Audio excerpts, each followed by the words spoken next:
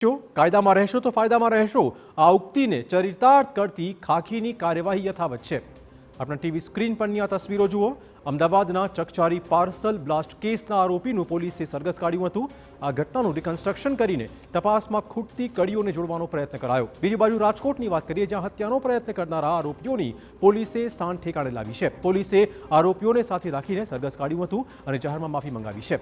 આ તરફ સુરતની વાત કરીએ, જ્યાં લીંબાયતમાં જીવલેણ હુમલો કરનાર આરોપીઓની પોલીસે જાહેરમાં સરભરા કરી હતી।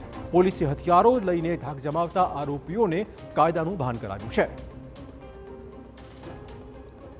તો અમદાવાદમાં ચકચારી સાબરમતી પાર્સલ બ્લાસ્ટ કેસમાં પોલીસે કર્યું ઘટનાનું રિકન્સ્ટ્રક્શન। પોલીસ તમામ ત્રણેય આરોપીઓને સાથે રાખીને શિવમ રો હાઉસ પહોંચી હતી। આરોપીઓ જે સ્થળે બોમ્બ બનાવી રહ્યા હતા તે રૂપેન બારોટના ઘરે તપાસ હાથ ધરાઈ। પ્રાથમિક તપાસમાં ખુલાસો થયો હતો કે આરોપીઓએ બળદેવ સુખડિયા નામના વ્યક્તિની હત્યાનો પ્રયત્ન કર્યો હતો।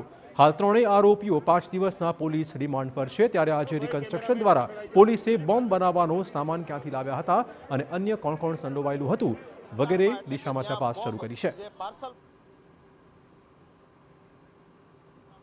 ત્રણેય આરોપીને સાથે રાખી અને તમામ પોલીસ અને ઝોન 2 એલસીબીને સાથે રાખી અને ગુનાનું રિકન્સ્ટ્રક્શન કરવામાં આવેલ છે। આ આરોપી જે વસ્તુ બતાવેલ છે તેની સાથે પંચનામા વિગતે નિરૂપણ કરવામાં આવશે અને આ સિવાય આરોપીએ જે પોતાના ઘરે જે વસ્તુ મટીરિયલ અને સામાન બનાવ્યું તે ક્યાંથી કેવી રીતે અને કોની પાસેથી લાવેલા તે બાબતની સંપૂર્ણ તપાસ હાલ ચાલી રહી છે। વાત રાજકોટની, જે હત્યાનો પ્રયત્ન કરનાર આરોપીનું પોલીસે કાઢ્યું હતું સરઘસ। રાજકોટમાં